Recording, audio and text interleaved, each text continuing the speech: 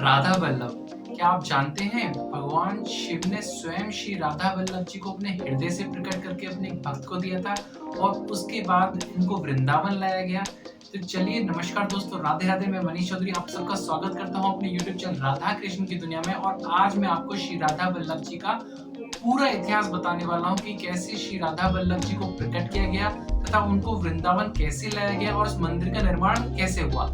राधा वल्लभ जी का अर्थ है राधा की प्रिय। यहाँ वल्लभ का अर्थ होता है प्रिय से। श्री राधा वल्लभ जी के प्रकट होने की कथा कुछ इस प्रकार है। एक आत्मदेव नाम के एक ब्राह्मण हुआ करते थे जिनके पूर्वज भगवान शिव के बड़े ही भक्त थे, जो भगवान शिव की आराधना किया करते थे कैलाश पर्वत पर। भगवान शिव उनकी तपस्या से प्रसन्न होकर, उनकी पूजा से प्रसन्न होकर कैलाश पर्वत पे उनको दर्शन दिया और उनसे उनकी इच्छा पूछी कि उनकी इच्छा क्या है। तो भगवान शिव, वो तो सिर्फ भगवान शिव के भक्त थे, तो उन्होंने बोला कि आपकी जो प्रिय हैं आप वो हमें दे दीजिए वरदान स्वरूप। तो भगवान शिव को तो प्रिय थे भगवान श्री कृष्ण राधा वल्लभ जी। अब वो उन्हें कैसे देते, तो उन्होंने अपने भक्त को वरदान देने के लिए अपने हृदय से, भगवान शिव ने अपने हृदय से श्री राधा वल्लभ जी को प्रकट किया और उन्हें उनकी उस प्रतिमा को, श्री राधा वल्लभ जी की प्रतिमा को अपने भक्त को दे दिया और इन भगवान की पूजा पाठ करने का तरीका भी उनको बताया। तो आत्मदेव जो ब्राह्मण थे उनको श्री राधा वल्लभ जी उनके पूर्वजों से मिले और पूर्वजों से मिलने के बाद ही वो उसकी इनकी पूजा पाठ करते रहे।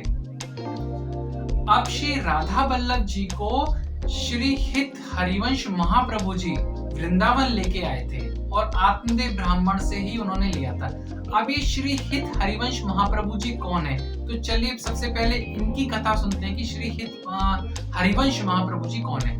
तो श्री हित हरिवंश महाप्रभु जी के पिता थे श्री व्यास मिश्रा जी, जो सहारनपुर के देवबंद में रहा करते थे और कहते हैं कि वो हुमायूं की सेवा करते थे। जो मुगल शासक हुमायूं थे उनकी सेवा में थे और इसका वर्णन भी मिलता है हमारे हुमायूंनामा में।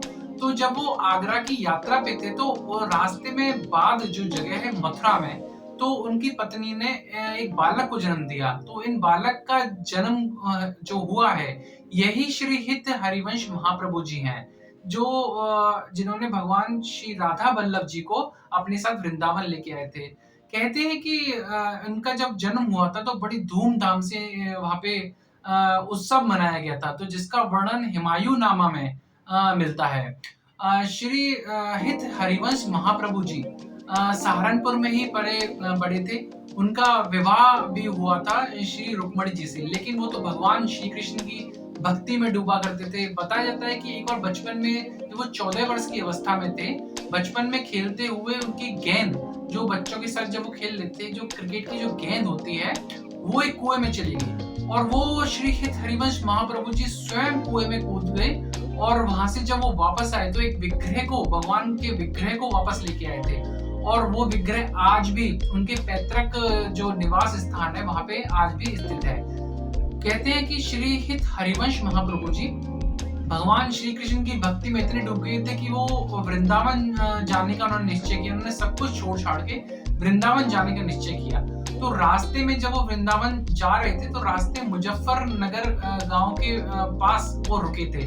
तो एक्चुअली पहले क्या होता था कि ऐसा नहीं था कि गाड़ी वगैरह, घोड़े वगैरह तो इतने नहीं हुआ करते थे कि तो पैदल पैदल जाया करते थे। तो जब रास्ते में वो रुके गांव में, पेड़ के नीचे जब वो रुके थे, तो उन्हें रात में सपने में श्री राधा रानी ने उन्हें दर्शन दिए और राधा रानी ने उन्हें कहा कि श्री राधा वल्लभ जी की प्रतिमा जो मैं जिसमें विराजमान हूँ, भगवान श्री कृष्ण और राधा जी स्वयं उसमें विराजमान है, वो एक ब्राह्मण से आपको प्राप्त होंगे और उनकी दोनों पुत्रियों से आपको विवाह करना पड़ेगा।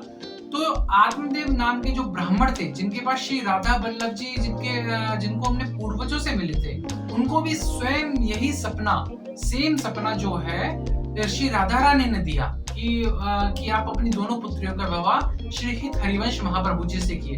तो इस प्रकार उनका विवाह, श्री हित हरिवंश महाप्रभु जी का विवाह आत्मदेव ब्राह्मण की दोनों पुत्रियों से हुआ और उन्हें उपहार स्वरूप श्री राधा वल्लभ जी उन्हें दिए गए। वो श्री राधा वल्लभ जी को वृंदावन लेके आए थे। कहते हैं कि जब श्री हित हरिवंश महाप्रभु जी वृंदावन जब लाए थे तो उस समय ये मंदिर नहीं था, तो उनको श्री यमुना जी के किनारे मदन टेर जो ऊंची ठोर जिसे कहा जाता है, वो आज भी स्थित है। वहां पे वो अपने साथ में उन्होंने विराजमान किया और वहीं पे उनकी पूजा पाठ किया करते थे। ये मदन टेर जो जगह है बड़ी ही पवित्र जगह है। कहते हैं कि श्री राधा रानी और कृष्ण जी भी वहाँ पे अपना रहा करते थे जब वो अपनी बाल लीलाएं भी किया करते थे। कहते हैं मदन टेर जगह के बारे में मैं एक बड़ी बहुत ही प्यारी रोचक बात बता देता हूँ कि कामदेव जिन्हें भगवान जो सबसे सुंदर जिन्हें माना जाता है, जो काम जो प्रदान करते हैं, कामदेव पृथ्वी पे जब आए थे तो कहते हैं कि वो उन्होंने जब भगवान श्री कृष्ण को देखा, भगवान श्री कृष्ण को जब वो देख के तो उनके रूप से इतने मोहित हुए तो उन्हें लगा कि मैं तो उनके सामने कुछ भी नहीं हूँ, तो उनके चरणों में गिर गए थे। तो ये बड़ी ही पवित्र जगह है। अब हम बात करते हैं उनके मंदिर के निर्माण की। तो उनके मंदिर का निर्माण श्री महाप्रभु जी के पुत्र थे श्री वनचंद्र जी, उनके शिष्य सूरदास भटनागर जी ने 1585 ईस्वी में इस मंदिर का निर्माण किया था। कहते हैं कि इस मंदिर का निर्माण करना बड़ा ही विचित्र कहानी इसके पीछे भी है। कहते हैं कि माना जाता था कि इस मंदिर का जो भी निर्माण करेगा उसकी 1 वर्ष के बाद मृत्यु हो जाएगी। तो बताते हैं कि राजा मानसिंह जो राजस्थान के राजा थे, उन्होंने इस मंदिर का निर्माण करने के बारे में सोचा था और जब इस मंदिर का निर्माण करने का वो सोच रहे थे तो उनको पता लगा कि 1 वर्ष बाद जो इस मंदिर का निर्माण करेगा उसकी मृत्यु हो जाएगी। तो उन्होंने इस मंदिर का निर्माण करने का जो निर्णय लिया था उनको बदल दिया और वापस उन्होंने इस मंदिर का निर्माण किया। तो उसके बाद जो श्री वनचंद्र की जो शिष्य जी थे सूरदास भटनागर जी, उन्होंने इस मंदिर का निर्माण किया और इस बताते हैं कि जो बातचीत थी वो सत्य हुई और उनका 1 वर्ष बाद उनका देहांत हो गया।